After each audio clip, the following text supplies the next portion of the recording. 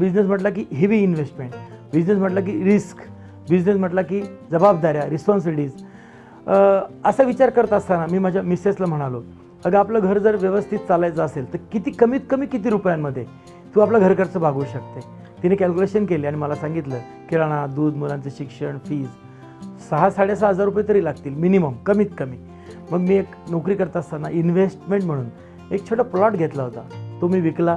जे पैसे आले ते पोस्टामध्ये गुंतवले, MIS केलं आणि महिन्याला 5,000-5,500 त्याचा इंटरेस्ट येईल, व्याज येईल, अशा पद्धतीने तिची सेटलमेंट केली आणि मी थोडा मोकळा झालो.